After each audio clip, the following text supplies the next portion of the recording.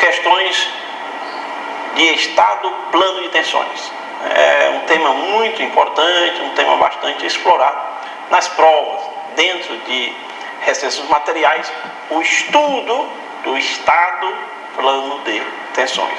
E aí nós vamos aqui resgatar uma ferramenta muito interessante, que é o círculo de Mohr. Então, já vamos ao quadro para a primeira questão desta videoaula. Na tela, questão da ANAC, concurso de 2007. Eu tenho aqui uma barra prismática submetida a uma força axial de tração. Essa carga P está sendo aplicada aqui no sentido de alongar a barra prismática. Então, gera uma tensão normal de tração. Considerando que a área da seção transversal da barra é igual a A tensão normal sigma na seção S, inclinada de 60 graus em relação à horizontal, vale. Note que a seção transversal tem área A. Essa é a área da seção transversal. O enunciado não esclarece se a seção é circular, retangular, mas isso é pouco relevante. O que nos interessa é que quando eu considero um plano perpendicular, à ação da carga P, a minha tensão é P sobre A. Esta aqui é a área A, e perpendicularmente ou normalmente a essa seção eu tenho a aplicação de P. Então isso gera uma tensão normal, P sobre A. Agora, o que é que vocês me dizem se em vez de eu considerar a seção perpendicular, seção transversal, eu considero agora uma seção S inclinada de 60 graus. Evidentemente que a área já não vai ser A, a área vai ser diferente de A, né? Vou abrir aqui uma página em branco e vou desenhar aqui a nossa barra prismática, destacando apenas a porção da direita. Eu tenho uma carga P. Se eu secciono a barra e pretendo reconhecer a condição de equilíbrio, é porque aqui continua atuando uma força P, que é interna, que tem agora que ser evidenciada para preservar o equilíbrio. Muito bem. Esta carga P, considerando agora uma seção S inclinada, ela já não produz apenas tensão normal. Podemos observar que há uma componente de P, há uma parte de P que é normal à seção S, e há uma parte de P, uma componente de P, que é tangencial a S. Eu estou com a minha seção S, estou com a carga P. Eu conheço o ângulo de 60. Se esse ângulo é de 60, esse ângulo aqui tem que ser de 30. Ora, a expressão da tensão normal, força sobre área,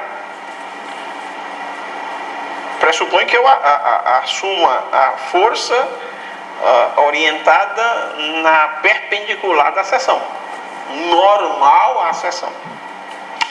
A componente de P, que se orienta normal à seção, é P vezes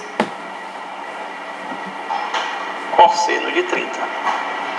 É esta componente que nós evidenciamos aqui. P cosseno de 30. Então, a área também não é A, né? A área vai ser maior do que a área da seção S. A área da seção S vai ser A dividido pelo seno de 60. Se eu estiver considerando uma seção aqui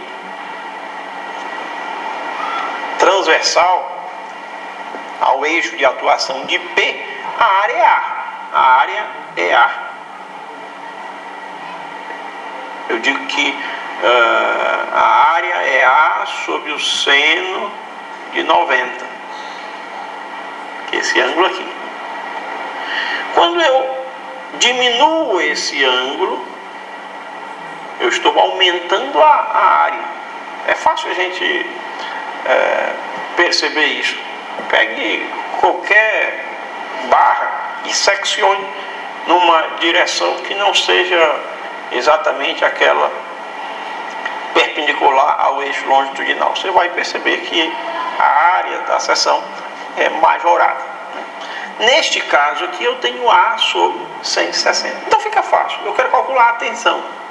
Então eu vou escrever que a tensão é P cosseno de 30 e que a área é A dividido pelo seno de 60. Ora, cosseno de 30, a gente bem recorda, cosseno de 30 é igual ao seno de 60. São ângulos complementares, 30 e 60, cosseno de um é o seno do outro. Posso escrever aqui P seno de 60 vezes seno de 60 dividido aqui por A. Tensão normal na seção S é P sobre A vezes o seno de 60 ao quadrado. Seno de 60, o seno de 60 é raiz de 3 sobre 2. Seno de 60 ao quadrado, 3 quartos. Então vou escrever aqui que sigma é P sobre A vezes 3 quartos. Muito bem, esta é a nossa resposta. Se quisermos, ou se quiséssemos, determinar a tensão de cisalhamento, a tensão cisalhante, teremos que considerar esta outra parcela, esta outra componente de P, já seria agora a componente tangencial P seno de 30. P seno de 30. E aí a tensão tangencial seria P seno de 30 dividido por A sobre seno de 60. Note que a área não muda, a área é A sobre seno de 60. O que está mudando aqui é a componente de P a ser considerada. Organizando aqui, eu tenho P sobre A vezes o seno de 30 vezes o seno de 60. O seno de 30, conhecemos, meio. Então a tensão de cisalhamento é P sobre A vezes 1 meio vezes raiz de 3 sobre 2 E aí eu escrevo P sobre A, raiz de 3 sobre 4. Esta é a tensão de cisalhamento. Né? O que eu quesito no SPED é a tensão normal, sigma na seção F. E aí já facilmente podemos identificar a resposta correta na letra C. Mas vamos avançar um pouco mais, né? Nós estamos fazendo a análise do estado plano de tensões. Se eu considero um plano perpendicular aqui, eu tenho um máximo de tração, máximo de tensão normal. Se eu considero agora um plano perpendicular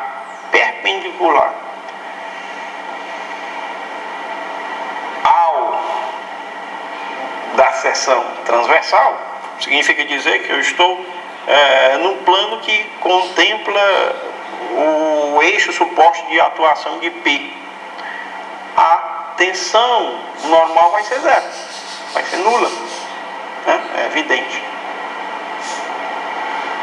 A tensão normal vai ser nula. A tensão de cisalhamento,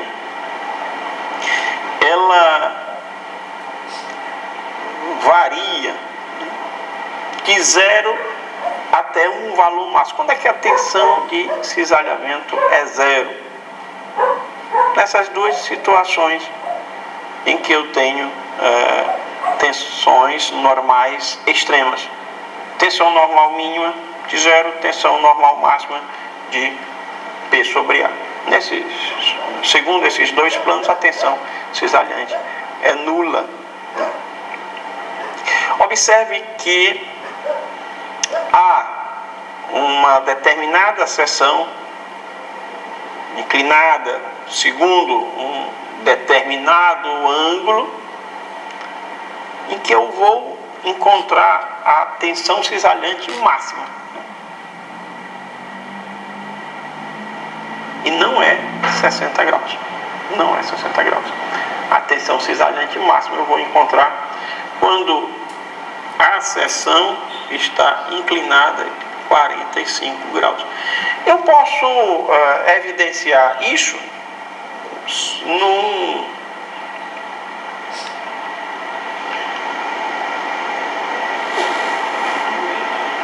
gráfico cartesiano que a gente denomina círculo de Mohr.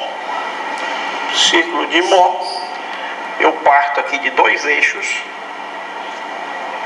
perpendiculares, são eixos que formam um plano cartesiano. Eu vou marcar aqui a tensão normal, vou marcar aqui a tensão de cisalhamento. Tenho que a tensão normal mínima é 0, a tensão normal máxima é P sobre A. Tensão normal máxima é P sobre A quando a seção transversal está sendo considerada, né? O meu plano de análise é o plano da seção transversal. E aqui eu traço o meu círculo de Mohr. Claro que esse círculo de Mohr está muito grosseiramente desenhado, né? Ele é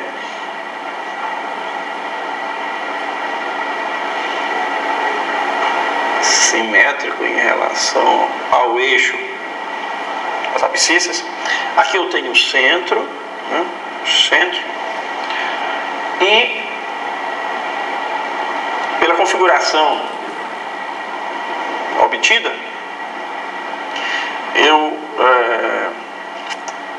percebo que o raio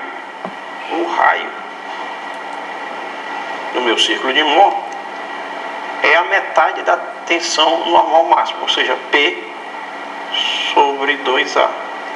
Vocês concordam? Aqui eu tenho R, aqui eu tenho R. Eu tenho R aqui também, né? O meu ponto C é um ponto de abscissa P sobre 2A e ordenada 0. vai ser o valor também do meu máximo valor de tensão cisalhante. A tensão cisalhante máxima vai valer P sobre 2A. Essa é a tensão cisalhante no máximo.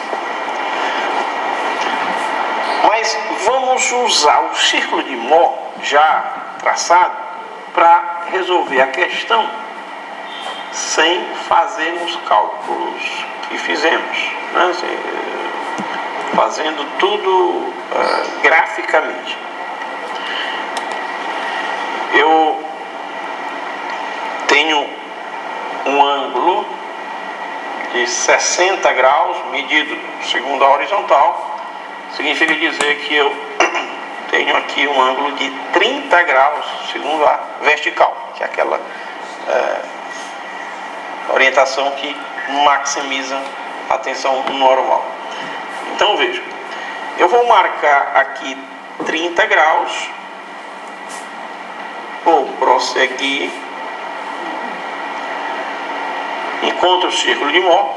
Na abscissa desse ponto eu tenho a tensão normal que eu estou buscando. Na ordenada desse ponto eu encontro exatamente a tensão cisalhante que eu estou buscando, né?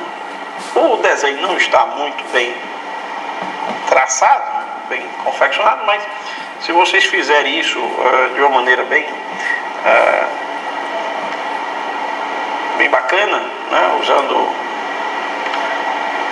o compasso, né? Vocês vão perceber o seguinte, né? Que esta abscissa vai ser exatamente 3/4 de P sobre A, e que essa ordenada vai ser exatamente aí de 3 sobre 4 P sobre A. Ok?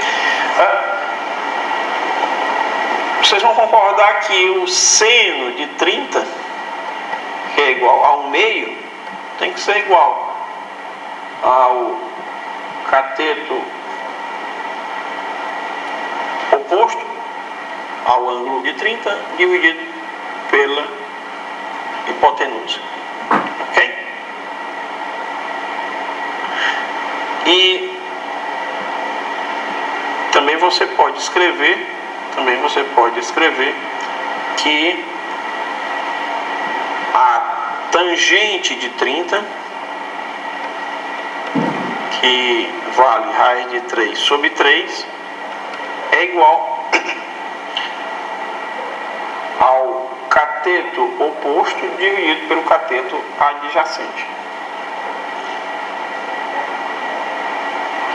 E se eu divido o cateto oposto, raiz de 3 sobre 4 de PA, por 3/4 de P sobre A, eu vou obter exatamente raiz de 3 sobre 3, confirmando que o nosso cálculo está correto, né? Certo? Então, nós vamos, na sequência, ainda comentar uma questão de círculo de Mohr, e aí a gente vai consolidar essa revisão, né? Como é que a gente usa proveitosamente essa ferramenta, círculo de Mohr. O círculo de Mohr, que é muito interessante no capítulo de estado plano de tensões. Então, vamos voltar aqui já para sequenciarmos a próxima questão. A questão agora que nos vem é a questão do concurso do INCRA, ano de 2005. A figura mostra as tensões normais sigma e as tensões de cisalhamento tal no estado plano de tensões em um determinado ponto de uma chapa de aço. Chapa fina de aço, eu destaquei ponto. E assumindo um plano para a minha análise, eu obtive sigma y de 20 megapascal, sigma x de 100 megapascal e tal xy de 30 megapascal. Eu quero saber quais são as tensões principais. Tensões principais, tensões normais, a máxima e a mínima. Evidentemente que o valor máximo tem que ser maior ou igual a esse aqui. Se eu faço o cálculo e obtenho uma resposta menor do que 100, com certeza o cálculo está errado, né? Além disso, a tensão mínima tem que ser menor ou igual a 20. Já que eu tenho um determinado plano em que sigma x é 100, sigma y é 20, eu posso dizer que o máximo não pode ser menor do que 100, também não posso dizer que o mínimo é maior do que 20. Isso é óbvio, né? Vamos ver se a gente já eliminaria alguma alternativa. Quase todas, né? Por exemplo, as tensões principais, vamos considerar por hipótese, né? Sem nenhum cálculo. A letra A, 180 megapascal, está dentro do razoável, maior do que 100? Por enquanto sim, mas 80 megapascal é algo impossível. Eu não posso ter uma tensão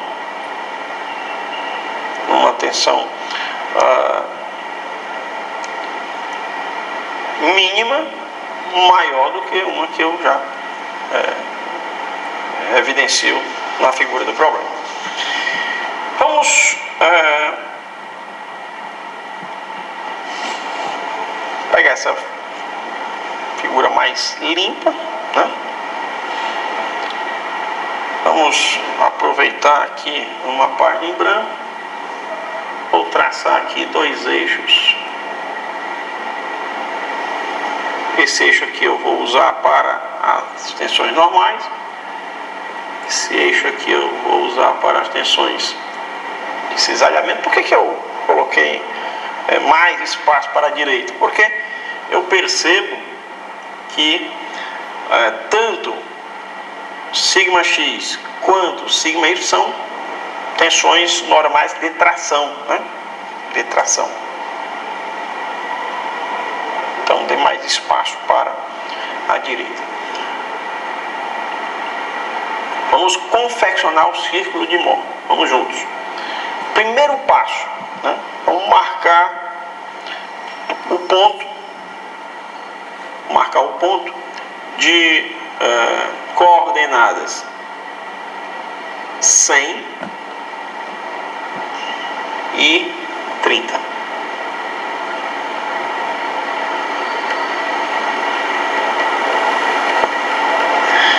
Eu posso dizer que este ponto já é um ponto da minha circunferência. A minha circunferência necessariamente contempla este ponto. Este ponto está sobre a minha circunferência. O que foi que eu fiz?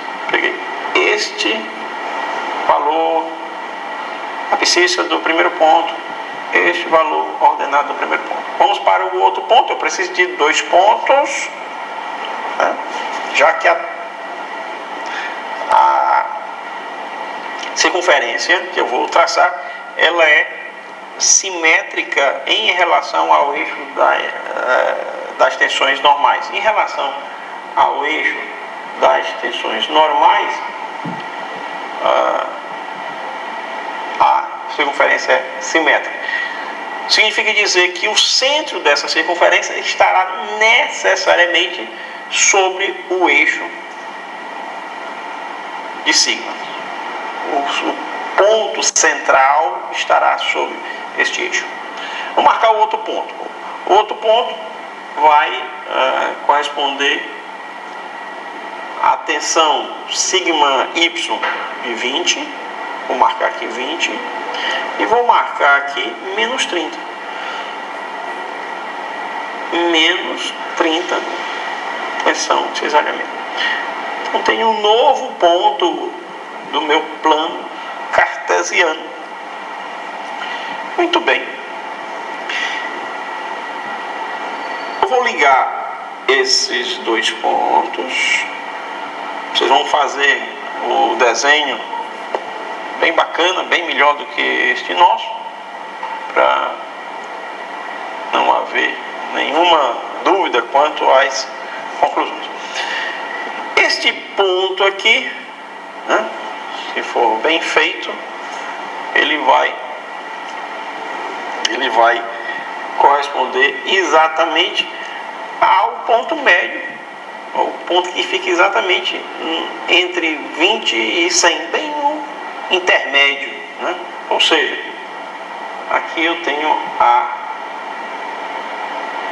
abscissa 60 para o meu ponto central, 60.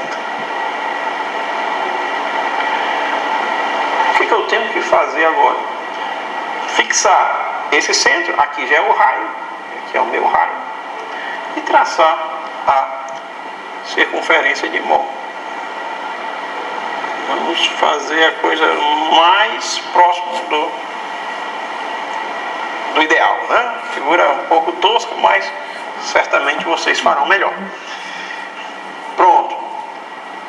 Eu quero determinar, conforme o enunciado, eu quero determinar as tensões principais, ou seja, eu quero determinar sigma 1 e sigma 2. Isso aqui é o maior valor da tensão normal, isso aqui é o menor valor da tensão normal, valor máximo, valor mínimo. Olhando o ciclo de Moll, é ele que nos permite extrair essa informação. A tensão normal máxima ocorre aqui. A tensão normal mínima ocorre aqui. Observe que quando eu tenho tensão normal máxima, tensão de cisalhamento é zero. Quando eu tenho tensão normal mínima, tensão de cisalhamento é zero. Quando eu tenho tensão de cisalhamento máximo, eu tenho como tensão normal exatamente o valor médio, né? Considerando o máximo e o mínimo. Okay? Eu posso calcular aqui facilmente o valor do raio, né? Posso calcular o raio. Daqui para cá eu tenho 40, daqui para cá eu tenho 30, nota aqui, 30. Então R, que é o raio, por Pitágoras, é a raiz quadrada de 40 ao quadrado mais 30 ao quadrado. Daí o raio, né, da minha circunferência vai ser raiz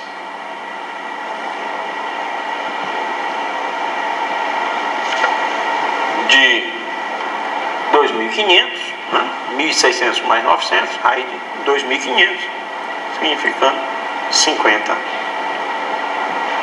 50 o quê? Aqui eu estou tratando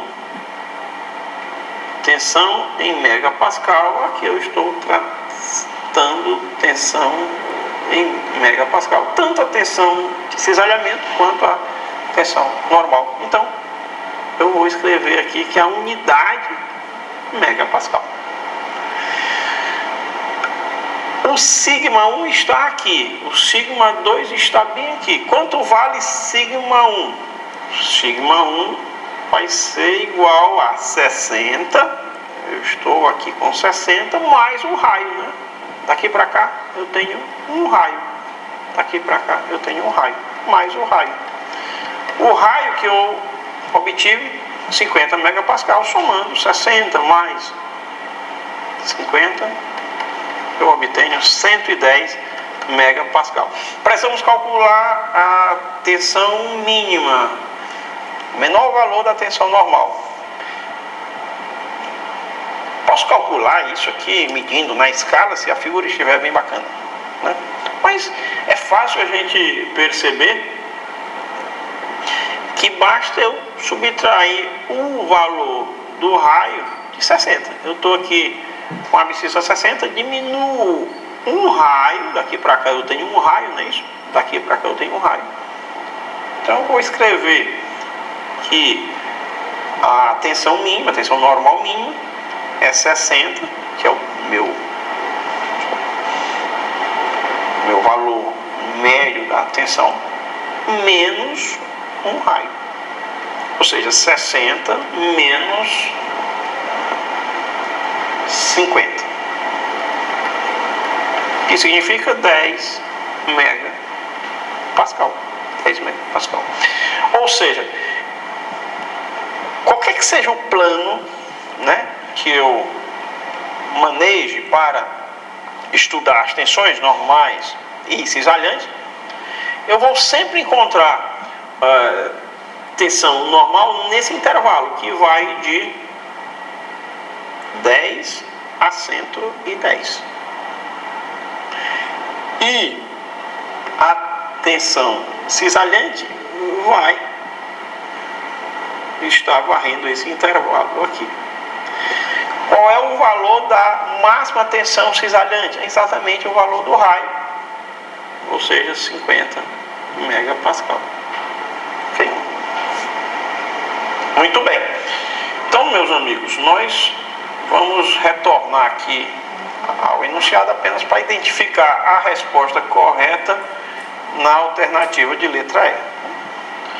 Tensão normal máxima, 110 megapascal. Tensão normal mínima, 110, ou melhor, 110 é a tensão normal máxima, 10 megapascal é a tensão normal mínima. E assim nós concluímos mais uma videoaula. Tratamos neste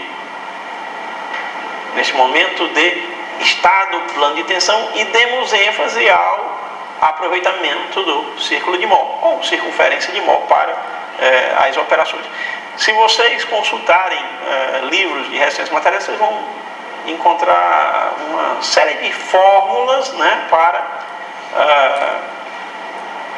resolver questão dessa natureza. Minha recomendação, bem objetiva, dentro de uma atitude pragmática: não se preocupem em memorizar expressões, fórmulas. Isso não é necessário, desde que você compreenda bem o uso da ferramenta círculo de Moll, né? Vamos trabalhar bem os recursos do círculo de Moll, que nós resolveremos qualquer questão tratando de estado plano de tensões sem dificuldade, garanto isso a vocês. Aguardo vocês na sequência para mais questões de resistência dos materiais. Até logo.